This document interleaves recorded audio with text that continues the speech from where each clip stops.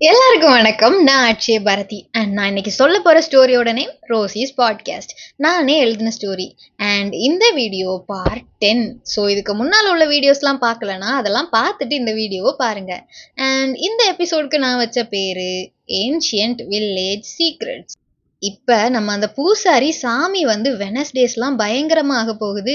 Wednesday evening 6 மணில இருந்து next day காலையில 6 மணி வரைக்கும் யாரும் வெளியில வராதீங்க அப்படின்லாம் சொல்லிட்டு மயங்கி விழுந்தாரே. அன்னைக்கு இந்த ஊர்ல என்ன நடந்தது அப்படின்ட்டு பார்க்க போறோம். இதுதான் அந்த கமெண்ட்லலாம் அவர் மென்ஷன் பண்ணாரே அந்த சம்பவம். அந்த பூசாரி அப்படி சொல்லிட்டு மயங்கி விழுந்தப்ப ஊர் தலைவர் ஃபேமிலியோட சாமி கும்பிடுறதுக்கு கோயிலுக்கு வந்திருப்பாரு.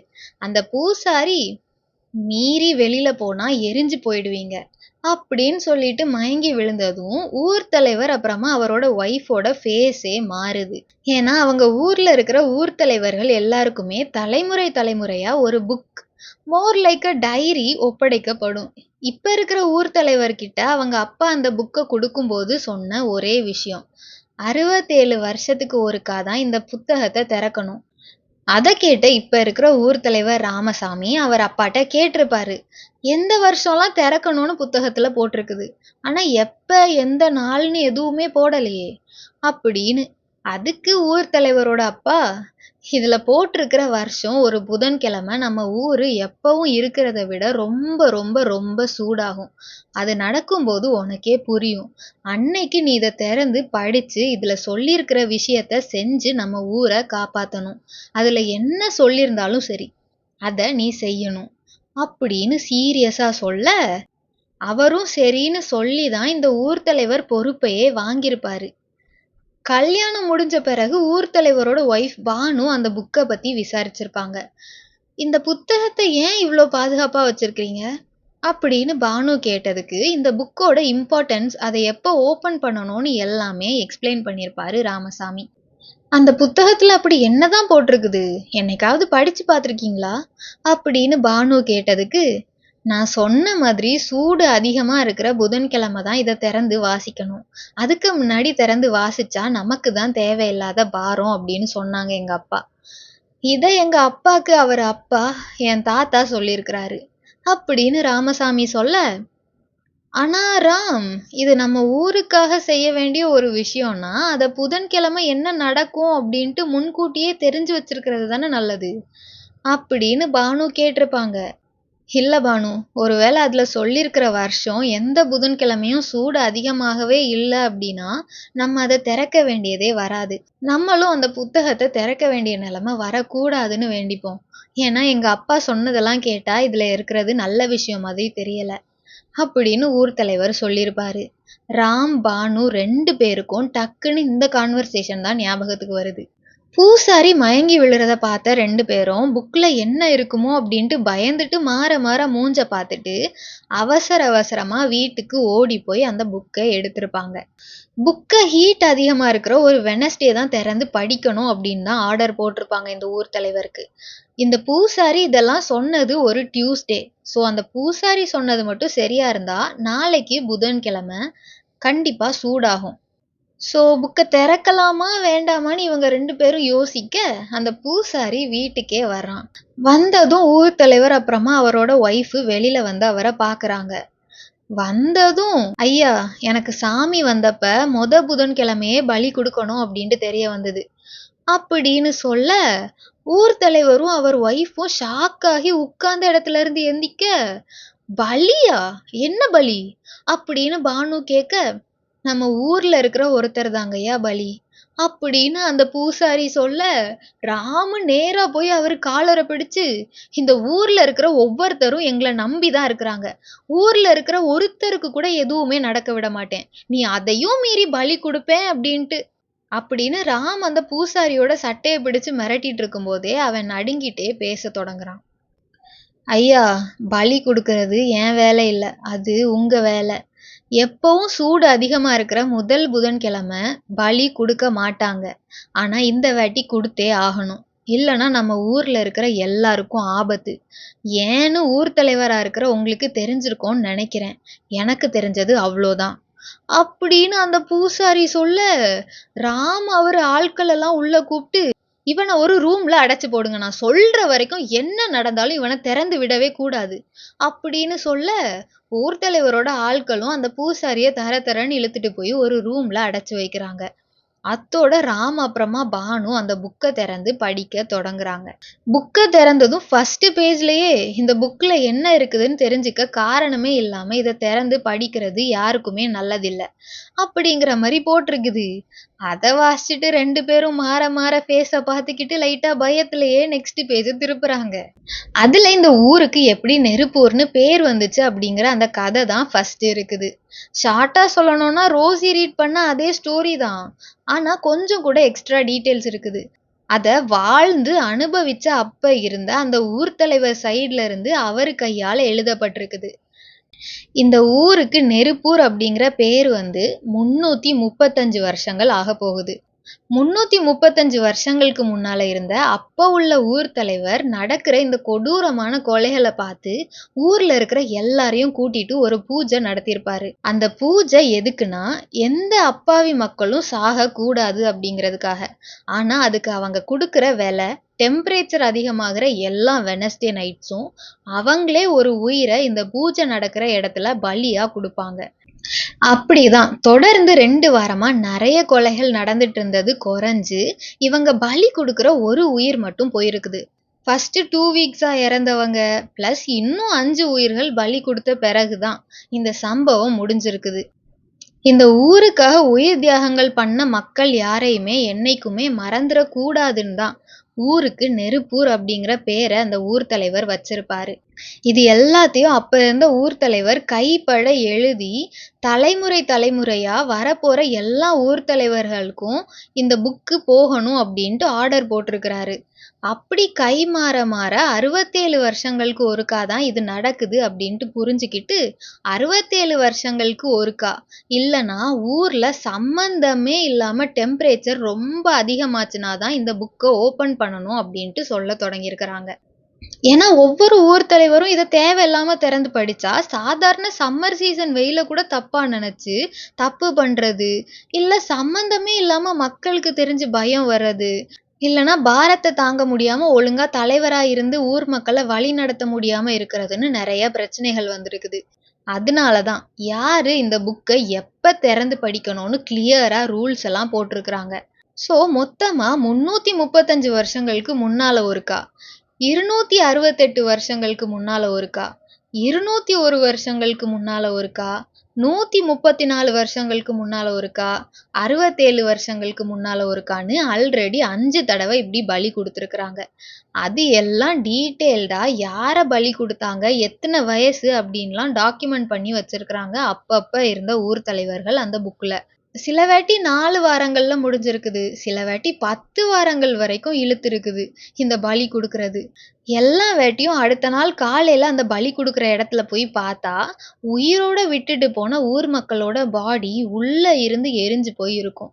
சில சமயங்கள்ல சூடான கைத்தடங்கள்லாம் கழுத்தை நெரிச்ச மாதிரி எல்லாம் இருக்கும். எல்லா பாடிஸையும் வெளியில தெரியாம டிஸ்போஸ் பண்ணிருவாங்க அந்த ஊர் தலைவர்கள். எல்லாத்தையும் ரீட் பண்ண ஊர் தலைவருக்கு தாங்க முடியல. எப்படி தெரிஞ்சே ஒரு உயிர்னா கூட சாக்ரிஃபைஸ் பண்றதுன்னு மனசே கேட்கல அவருக்கு. பானுக்கும் அப்படிதான் இருக்குது. இருந்தாலும் ராம், நம்மளுக்கு வேற வழியே இல்ல, அந்த பூசாரிக்கு என்னெல்லாம் தெரியும்னு போய் விசாரிக்கலாம் வா அப்படின்னு சொல்ல ராம் கண்ணுல கண்ணீர் கட்டி போய் அவங்கள பாக்குறாரு. நீ இதுல தலையிடாத, இந்த பாவம் உனக்கு வேண்டாம், நான் தானே ஊர் தலைவர், எல்லா பாவத்தையும் நானே அனுபவிச்சுக்கிறேன் அப்படின்னு ராம் சொல்ல, ராம் நான் உன் மனைவி, என்ன நடந்தாலும் நல்லதோ கெட்டதோ உன் கூடவே இருந்து அனுபவிப்பேன். ஊருக்காக பாவத்தை சம்பாதிக்கணும்னு ஆகி போச்சுன்னா வா 2 பேரும் சேர்ந்தே அதை வாங்கலாம். உன்னை நான் என்ன நடந்தாலும் தனியா விடவே மாட்டேன் அப்படின்னு பானு ராம் கையை பிடிச்சு சீரியஸா சொல்ல, அவங்கள பார்த்தாலே தெரியுது அவங்க மனசு மாற வாய்ப்பே இல்லைன்னு. ராம்க்கு என்ன சொல்லன்னு தெரியல. இப்படி ஒரு ஒய்ஃப் கிடைச்சதை நினைச்சு பெருமைப்படுறதா இல்ல நடக்க போற விஷயங்களை நினைச்சு வருத்தப்படுறதான்னு. நடக்கிற விஷயங்கள் எதையுமே ஏத்துக்க முடியாத ராம் அவர் ஒய்ஃபை கட்டி பிடிச்சு அழ தொடங்குறாரு. பானுவும் கூட சேர்ந்து அழுறாங்க. கொஞ்ச நேரம் ஆனதும் காம் டவுன் ஆகி ஃபேஸ் வாஷ்லாம் பண்ணிட்டு எப்பவும் போல கம்பீரமா 2 பேரும் அந்த பூசாரி முன்னால போய் நிக்கிறாங்க. புக்ல இந்த ஊர் பூசாரிகள் இதுல இன்வால்வ் ஆகுற மாதிரி எதுவுமே போடல. இருந்தாலும் நடக்க போறத முன்கூட்டியே தெரிஞ்சுட்டு வந்து சொன்னது எல்லாமே நல்லதுதான் அப்படின்ட்டு முடிவு பண்ணி அந்த பூசாரிட்ட போய் பேச தொடங்குறாங்க 2 பேரும். அவனுக்கு யார பலி குடுக்கணும்னு வரைக்கும் தெரிஞ்சிருக்குது. பலி குடுக்க போறவங்க கஷ்டப்படக்கூடாதுன்னு அவங்களுக்கு நல்ல மயக்க மருந்தெல்லாம் குடுத்து, பலி குடுக்குற இடத்துல போட்டுட்டு, வீட்ட விட்டு கூட யாரும் வெளில வரக்கூடாது அப்படின்ட்டுலாம் ஆர்டர் போட்டிருக்கிறாரு ஊர் தலைவர். பலி குடுக்க வேண்டிய ஆள பலி குடுக்குற ஏரியால விட்டுட்டு, கண்ணுக்கு எட்டுற தூரம் வரைக்கும் யாருமே நிக்கக்கூடாது. அப்படிதான் அந்த புக்ல சொல்லியிருக்கும். அத அப்படியே ஃபாலோ பண்ணி, இந்த ஊர் தலைவர் அப்புறமா அவரோட ஆட்கள் வந்து, பலி குடுக்க வேண்டியவங்கள மயங்க வச்சு அந்த இடத்துல போட்டுட்டு போயிருவாங்க. நெக்ஸ்ட் டே ஏர்லி மார்னிங் ஒரு 5:30க்குலாம் வந்து பாடிய எடுத்து யாருக்குமே தெரியாம டிஸ்போஸ் பண்ணியிருக்கிறாங்க. ராமும் மத்த ஊர் தலைவர்கள் மாதிரியே பண்ணது எல்லாத்தையும் நோட் பண்ணி வச்சிருக்கிறாரு. யார பலி குடுத்தாங்க, எத்தன வயசு அவங்களுக்கு அப்படின்ட்டு எல்லாத்தையும் அந்த புக்ல நோட் பண்ண தொடங்குறாரு. ஃபர்ஸ்ட் வீக் எல்லாமே பிரச்சனையே இல்லாம நடந்து முடிஞ்சிடுச்சு. ஆனா செகண்ட் வீக் தான் என்ன நடந்ததுன்னு தெரியல. மயங்கி இருந்த பலி குடுக்க வேண்டிய ஆளு எப்படியோ முழிச்சு, அந்த ஈவில் ஸ்பிரிட் கிட்ட இருந்து தப்பிச்சு ஓடி கரெக்ட்டா யாஷ் அப்புறமா ரோசி தங்கி இருக்கிற வீட்டு முன்னால வந்து அந்த ஈவில் ஸ்பிரிட் கையால செத்துருக்கிறான். 3வது வாரமும் இப்படி எதுவுமே நடந்துறக்கூடாது. இன்னொரு போலீஸ் கேஸ் ஆகிரக்கூடாதுன்னு தான் ஊர் தலைவர் அவரோட ஆட்கள் கிட்ட நல்ல ஸ்ட்ராங்கான மயக்க மருந்த குடுத்து, சங்கிலிகளால கெட்டி போட சொல்லியிருக்கிறாரு. இவங்கெல்லாம் இப்படி நடக்கிறது ஏதோ ஒரு சாபம் அப்படின்ட்டு நினைச்சிட்டு இருக்கிறாங்க. ஏன்னா வினோதமா சாகுறாங்கல்ல மக்கள் எல்லாரும். இப்ப அப்படியே போன பார்ட்ல விட்ட இடம். ரோசி சோல் ஃபார்ம்ல ராம், பானு, ஊர் தலைவரோட ஆட்கள், அப்புறமா பூசாரி பேசிட்டு இருந்ததை கேட்டுட்டு இருந்தால, அங்க வருவோம். பூசாரி அடுத்த பலி யாருன்னு தெரிஞ்சு போச்சுன்னு சொன்னாரா? ரோசி ஷாக் ஆனாலா? வேற எல்லாரும் இதுக்கு தான் வெயிட் பண்ணிட்டு இருந்த மாதிரி சீரியஸா கவனிச்சிட்டு இருக்கிறாங்க. இந்த வாரம் யாரு அப்படின்னு ராம் மன உளைச்சல்ல இருந்தாலும் சீரியஸா ஃபேஸ வச்சுட்டு கேட்க, அம்மா நீங்க கொஞ்சம் உள்ள போனா நான் ஐயா கிட்ட சொல்லிட்டு கிளம்பிடுவேன் அப்படின்னு அந்த பூசாரி பானுட்ட சொல்ல, பானு யாரு, எவ்வளோ பெரிய ஆளு, எப்பேற்பட்ட ஆளு, அது யாரா இருந்தாலும் சரி, நானும் அத கேட்பேன். நாங்க இத சேர்ந்து தான் தொடங்கணும். சேர்ந்து தான் செய்வோம். சேர்ந்து தான் முடிப்போம். எத்தனை வாரங்கள் ஆனாலும் சரி. அப்படின்னு பானு சொல்ல, ராமும் ஆமா பானு இங்க தான் இருப்பா. நீ சொல்ல வந்த விஷயத்த சொல்லு. இந்த வாரம் யாரு? அப்படின்னு ராம் மறுபடியும் கேட்க, பூசாரிய சுத்தி முத்தி பார்த்துட்டு குனிஞ்ச தலை நிமிராம அமைதியா பேச தொடங்குறான். சுந்தர் அப்படின்னு அவன் சொல்ல, ஒரு சேர்ல அவ்வளோ நேரம் உட்கார்ந்துட்டு இருந்த ராம் ஷாக் ஆகி எந்திரிச்சு, என்ன சொன்ன? சுந்தரா? எந்த சுந்தர் அப்படின்னு கேட்க, பானு ஊர் தலைவரோட ஆட்கள் எல்லாருமே ஷாக் ஆகி தான் பார்த்துட்டு இருக்கிறாங்க. ரோசி கண்ணீர் கட்டி போய் ஷாக் ஆகி வாயில கை வச்சுட்டு மிதந்துட்டு இருக்கிறா. சுந்தர், உங்க பையன் சுந்தர் தான் ஐயா அப்படின்னு பூசாரி கன்ஃபார்ம் பண்ண, ராம் கோவம் வந்து பூசாரி சட்டைய பிடிச்சு, இல்ல அதுக்கு வாய்ப்பே இல்ல, நீ ஏதோ தப்பா புரிஞ்சுக்கிட்டேன்னு நினைக்கிறேன், இல்ல அப்படின்னு இமோஷனலா பேச, பானு கண்ணீர் கட்டி போய் அவங்க வாயில கை வச்சுட்டு நிக்க, அந்த பூசாரி ஒன்னும் சொல்லாம வேற வழியே இல்ல அப்படிங்கிற மாதிரி தலைய மட்டும் இப்படி ஆட்டுறான். இல்ல, இல்ல பானு அப்படி இருக்காதுன்னு இவருக்கு புரிய வை பானு. புக்ல பூசாரி சொல்றதெல்லாம் கேட்கணும்னு எதுவுமே சொல்லவே இல்ல. நம்ம வேற யாரையாவது அப்படின்னு ராம் பேசிட்டு இருக்கும்போதே பானு அவங்க கண்ணீரை தொடச்சிட்டு சீரியஸா பேச தொடங்குறாங்க. நம்மளுக்கு வேற வழி இல்ல ராம் அப்படின்னு சொல்ல, ராம் நேரா பானுட்ட போய் அவங்க ஷோல்டரை பிடிச்சு கோவத்துல கண்ல இருந்து கண்ணீர் பாய பாய, அவன் நம்ம பையன் பானு, நம்ம பையன் அப்படின்னு சொல்ல, அன்னைக்கு செத்து போனதும் ஒருத்தரோட பையன்தான் ராம். அந்த குடும்பம் அன்னைக்கு எப்படி அழுதாங்கன்னு நீயும் தானே பார்த்த. ஊர் தலைவரா இருந்தா ஊர்ல இருக்கிற எல்லாரையும் பத்திரமா பாத்துக்கிறது தான் நம்ம வேலை. வேற எல்லாரையும் யோசிக்காம பலி கொடுத்துட்டு நம்ம பையன் வந்ததும் எதுவுமே நடக்காத மாதிரி இருக்க முடியாது ராம் அப்படின்னு பானு சொல்ல, ராம் என்ன சொல்லன்னு தெரியாம உடைஞ்சு போய் அழுதுட்டே கீழே உட்கார, பானுவும் கீழே உட்கார்ந்து அவரை கட்டி பிடிச்சு அழ தொடங்குறாங்க. என்னதான் தலைவர்கள்னாலும் அவங்களும் மனுஷங்க தானே. இந்த வெனஸ்டே சாக போறது சுந்தர் தான், அவங்க பையன் தான் அப்படின்ட்டு முடிவாயிடுச்சு. அதை இவங்க 2 பேராலையும் தாங்கிக்கவே முடியல. ரோசி நடந்துட்டு இருக்கிறதெல்லாம் பார்த்து பயந்து அழுதுட்டு இருக்கிறா. நேத்து வரைக்கும் ரோசி அக்கா ரோசி அக்கான்னு கூடவே சுத்திட்டு இருந்த சுந்தர் அந்த சின்ன பையனை இந்த வெனஸ்டே பலி கொடுக்க போறாங்க. ரோசியாலே அதை தாங்கிக்க முடியல. ஊர் தலைவரோட ஆட்கள் அந்த பூசாரி எல்லாரும் அவங்களுக்கு கொஞ்சம் பிரைவசி கொடுக்கணும் அப்படின்ட்டு அந்த இடத்துல இருந்து கிளம்புறாங்க. அவங்கெல்லாம் கிளம்பின பிறகு ரோசிக்கு ஏதோ சத்தம் கேக்குது. என்னடா இதுன்ட்டு சத்தம் கேக்குற இடத்துக்கு மிதந்து போய் பார்த்தா லக்ஷ்மி ஆண்டி இவ்ளோ நேரம் நடந்தது எல்லாத்தையும் எங்கேயோ ஒளிஞ்சிருந்து ஒட்டு கேட்டுட்டு இருந்திருக்கிறாங்க. ஒட்டு கேட்டு முடிச்சுட்டு இவங்க தங்கி இருக்கிற அந்த வீட்டோட பின்வாசல் வழியா உள்ள போய் நேரா அவங்க ஹஸ்பண்ட் கிட்ட போய் அழ தொடங்குறாங்க. இந்த வாரம் அவங்க பையனையே தியாகம் பண்ணலாம்னு முடிவு பண்ணிட்டாங்க அப்படின்னு லக்ஷ்மி ஆண்டி பெட்ல உடம்பு முடியாம படுத்த படுக்கையா இருக்கிற அவங்க ஹஸ்பண்ட் கிட்ட சொல்லி அழுறாங்க. திடீர்னு என்ன நினைச்சாங்கன்னு தெரியல. கண்ணெல்லாம் தொடச்சிட்டு சீரியஸா நான் யாரு உடம்புல அந்த பேய் இருக்குதுன்னு அவங்க கிட்ட சொல்ல போறேன் அப்படின்னு சொல்ல அத கேட்ட ரோசிக்கு ஒரே ஷாக்கு. அவங்க எங்கெல்லாமோ தேடி இருப்பாங்க. ஆனா இவங்க கூட தங்கி இருக்கிற இந்த லக்ஷ்மி ஆண்டிக்கே யாரு பொசஸ் ஆகிருக்கிறதுன்னு தெரிஞ்சிருக்குது. அவங்க ஹஸ்பண்டும் ஷாக் ஆகி பயத்துல பேச கூட முடியாம யார்கிட்ட சொல்ல ட்ரை பண்றாங்க அப்படின்ட்டு கேக்குறாரு. அதுக்கு லக்ஷ்மி ஆண்டி நம்ம வீட்டுல தங்கி இருக்கிற அந்த பசங்க கிட்டதான் அப்படின்னு சொல்றாங்க. ரோசிக்கு அதை கேட்டதும் இன்னும் பெரிய ஷாக்கு. அத்தோட திங்கக்கிழமை காலையில அடிச்சு பிடிச்சு எந்திக்கிறா ரோசி. ரூம்ல அப்ப அவளை பாத்துக்கிறதுக்கு லைலா தான் நிக்கிறா. லைலாவை கூட கண்டுக்காம அழுது மூச்சு வாங்கிட்டே நேரா பாத்ரூம்க்கு ஓடி போய் ஃபேஸ் வாஷ் பண்ண தொடங்குறா ரோசி. ஆனா கண்ணீர் பாஞ்சிட்டே இருக்குது.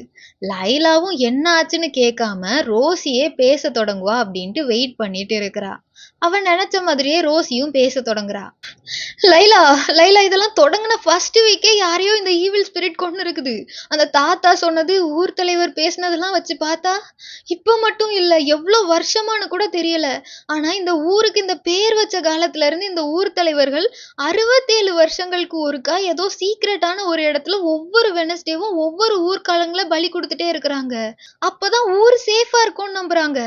அது மட்டும் இல்லாம இந்த வாரம் சுந்தர பலி கொடுக்க போறாங்களாம். இங்க தங்கி இருக்கிற லக்ஷ்மி ஆண்டிக்கு வேற யாரு பொசஸ் ஆகிருக்கிறதுன்னு தெரிஞ்சிருக்குது அப்படின்னு ஒரே மூச்சுல சொல்லிட்டு மறுபடியும் பாத்ரூம்ல உட்கார்ந்து அழ தொடங்குறா ரோசி. லைலா ஒரு நிமிஷம் அப்படியே நின்னு அவ கேட்டதெல்லாம் ப்ராசஸ் பண்ணி ஷாக் ஆகுறா. அத்தோட நான் உடனே போய் யாஷ் அப்புறமா கோபிட்ட இதை சொல்லிட்டு வரேன் அப்படின்னு சொல்லிட்டு லைலா அவசர அவசரமா யாஷ் ரூமுக்கு போக ரோசி அவ ரூம் கதவை லாக் பண்ணிட்டு கொஞ்சம் குளிச்சு ரிலாக்ஸ் ஆகலான்னு போறா.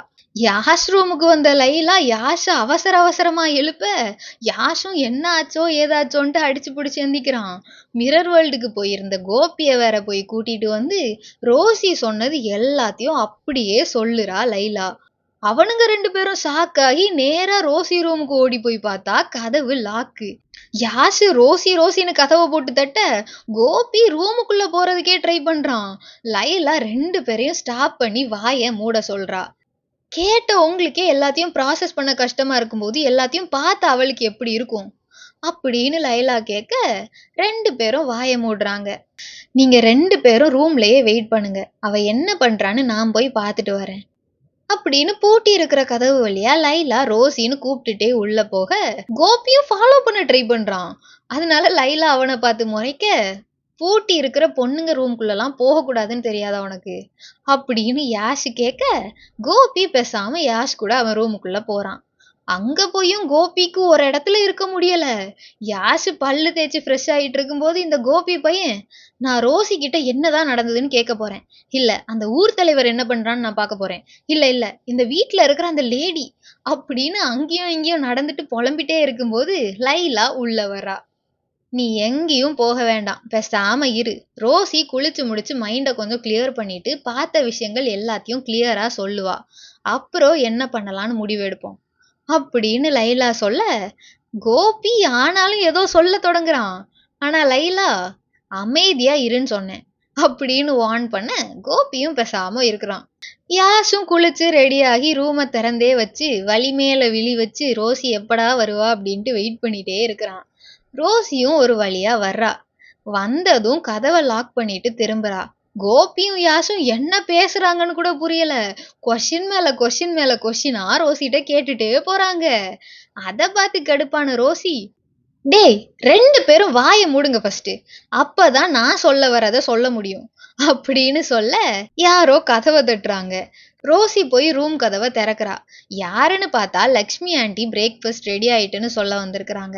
அவங்கள பார்த்ததும் கோபி இப்பவே பின்னால போய் என்ன பண்றாங்கன்னு அப்படின்னு ஏதோ சொல்லிட்டு இருக்கும்போதே ரோசி 2 பேரும் முக்கியமா நீ வாய திறக்க கூடாது அப்படின்னு ரோசி கோபிய பார்த்து சொல்ல, கோபி ஏன் எதுக்குன்னு கேட்க வாய திறக்கிறான். அதுக்கு முன்னாடி ரோசி கீழ போய் சாப்பிட்டுட்டு இத பத்தி பேசலாம். அது வரைக்கும் யாரும் எங்கேயும் போக வேண்டாம். யார்கிட்டயும் பேசவும் வேண்டாம். புரியுதா? அப்படின்னு கேட்க, ஓகே அப்படின்னு சொல்லிட்டு யாஷ் சாப்பிட கிளம்பியாச்சு. கோபியும் வேற வழியே இல்லாம பொறுப்பா சரின்னு தலையாட்டுறான். அத்தோட எல்லாரும் கீழே சாப்பிட போறாங்க. ரோசியும் யாஷும் சாப்பிட்டுட்டு இருக்கிறாங்க. கோபியும் லைலாவும் டிஸ்கஷனை கண்டினியூ பண்ண வெயிட் பண்ணிட்டு இருக்கிறாங்க பக்கத்துலயே. 2 பேரும் அமைதியா சாப்பிட்டுட்டே இருக்கிறாங்க. ஆல்மோஸ்ட் சாப்பிட்டு முடிக்க போறாங்க. அப்ப யாரோ வீட்டுக்குள்ள வாராங்க. யாருன்னு பார்த்தா நேஹா, நம்ம இன்ஸ்பெக்டர் மேடம். போன வெனஸ்டே நடந்த சம்பவத்தெல்லாம் கேஸா எடுத்து நடத்திட்டு இருக்கிறாங்களே, அந்த இன்ஸ்பெக்டர் நேஹா. அவங்கள பார்த்த ரோசி, இன்ஸ்பெக்டர் இங்க என்ன பண்றீங்க அப்படின்னு கேட்க, அவளை கொஞ்சம் கூட மதிக்காம நேஹா ஸ்ட்ரைட்டா யாஷ் கிட்ட போய், யாஷ் உன்கிட்ட நான் கொஞ்சம் தனியா பேசணும், எந்த ஹியூமன் அண்ட் கோஸ்ட் இன்டரப்ஷனும் இல்லாம அப்படின்னு ரோசி லைலா கோபி 3 பேரையும் ஏதோ முறைக்கிற மாதிரி பார்த்து சொல்ல, ரோசி லைட்டா கடுப்பாயிடுறா. தனியா பேசணுமா தனியா அப்படின்ட்டு. அப்புறம் யாஷும் சும்மா இல்லாம கொஞ்ச நாளா நேஹாவை மீட் பண்றதுக்கு போயிட்டு தான் வந்துட்டு இருக்கிறான். ஏன்னா அவனுக்கு இப்ப நேஹாவோட ஹெல்ப் தேவைப்படுது. நீங்களும் உங்க மீட்டிங்கும் போங்கடா அப்படின்ட்டு லைட்டா கடுப்பாகி சாப்பாடை அப்படியே வச்சுட்டு கையை கழுவிட்டு அவ ரூமுக்கு கிளம்பிட்டா ரோசி. உங்க வாய கொஞ்சம் மூடுங்க. பார்ட் 10 நல்லபடியா முடிஞ்சு போச்சு. ஸ்டோரி எப்படி போகுதுன்னு மறக்காம கமெண்ட் பண்ணுங்க. இன்னும் சப்ஸ்கிரைப் பண்ணலன்னா மறக்காம சப்ஸ்கிரைப் பண்ணுங்க. அண்ட் அவ்வளோதான். நெக்ஸ்ட் வீடியோல சந்திக்கும் வரை பாய்.